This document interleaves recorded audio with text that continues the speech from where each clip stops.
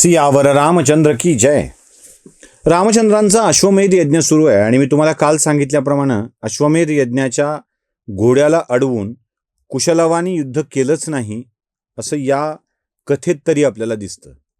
म्हणजे मग ती कुशलवाच्या युद्धाची कथा अशीच कोणीतरी पेरली, ती पुढे आवडली लोकांना, भावली आणि भावलेली कथा आपण पुढे सरकवत गेलो, नेत गेलो.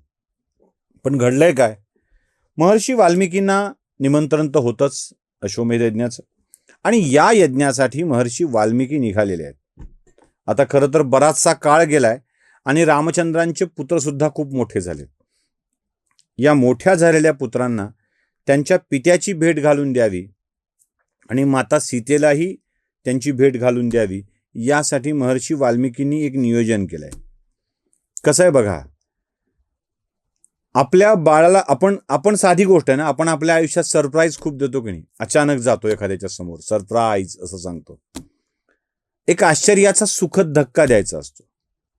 आपण आपल्याकडं आलेला आवडता व्यक्ती तो घरी आल्यावर, दार उघडल्यावर आलाय कळणं, यातला आनंद वेगळा.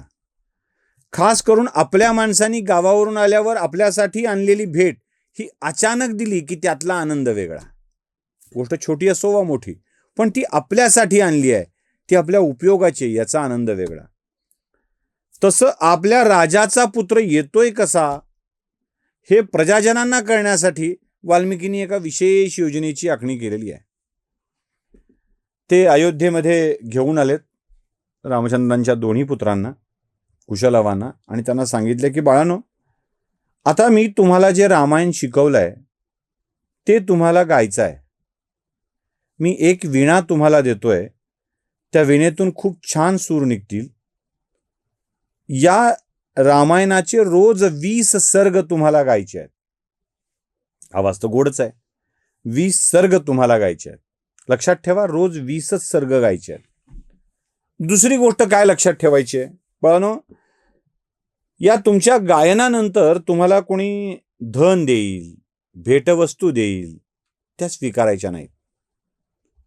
जे काही तुम्हाला तिथे फळ, या अयोध्येतली फळं खूप मधुर आहेत, ती फळं मिळतील, ती पाणी मिळेल, तेवढंच खाऊन राहायचं आहे.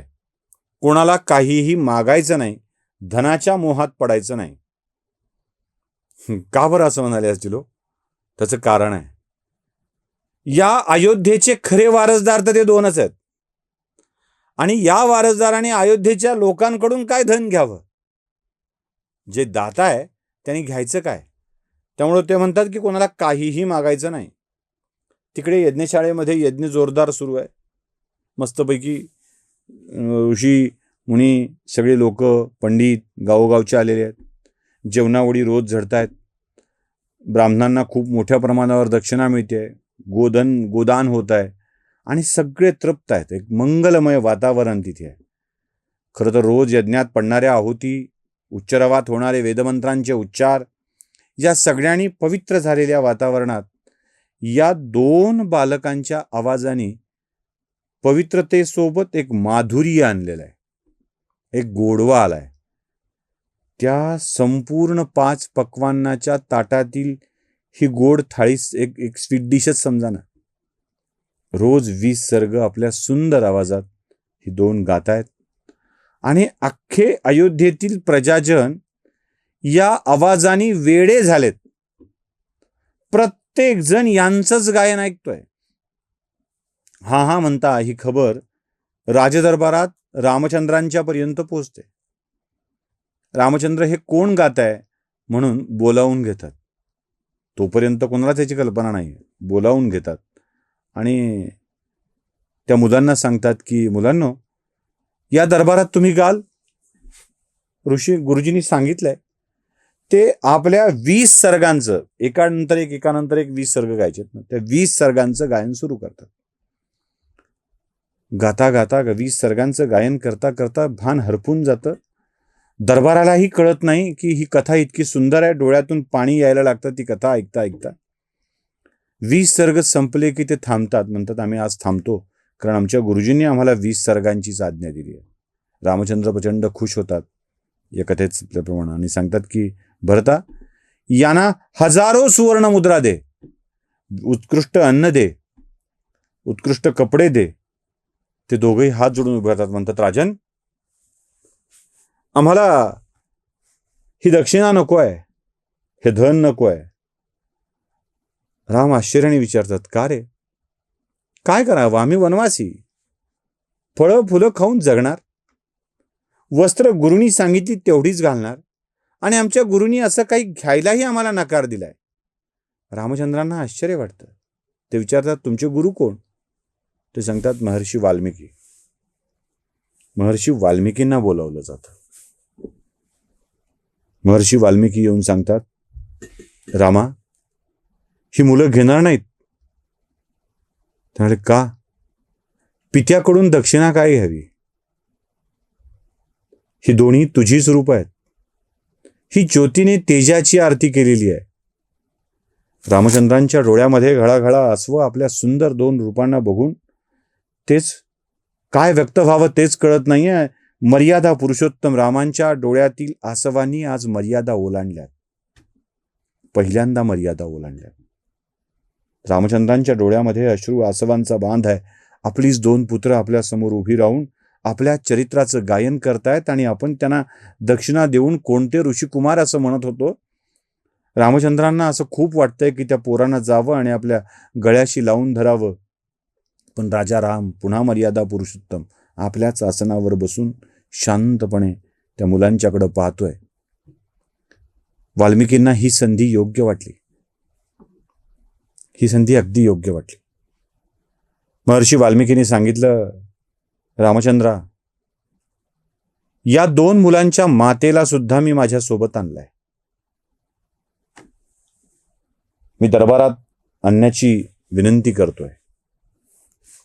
क्षणभर रामचंद्र गांगरले, थांबले आणि म्हणाले, मुनिवर, आपली इच्छा ही आपली आज्ञा.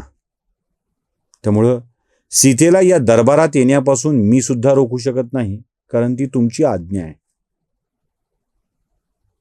या अयोध्येतील लोकांना काय वाटतं हे फार महत्वाचं आहे. तिच्याविषयी काय मत आहे हे फार महत्वाचं आहे. अयोध्येतील दरबारांच्या समोर महर्षी वाल्मिकी उभे राहतात आणि सांगतात, हा महर्षी वाल्मिकी हजारो वर्षापासून तपश्चर्या करतोय.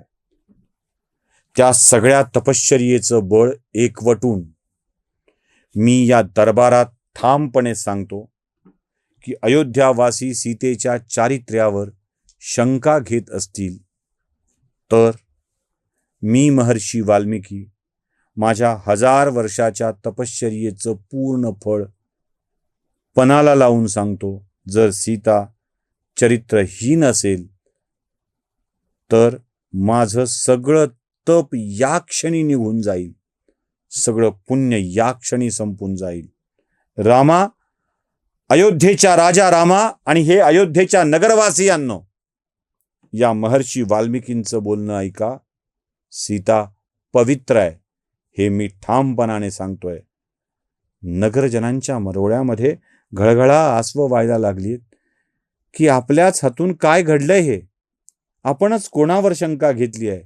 नगरजन महर्षी वाल्मिकींच्या सगळ्या भावनांना योग्य समजतायत आणि रामचंद्रांना विनंती करतायत की रामा, बोलव सीतेला परत.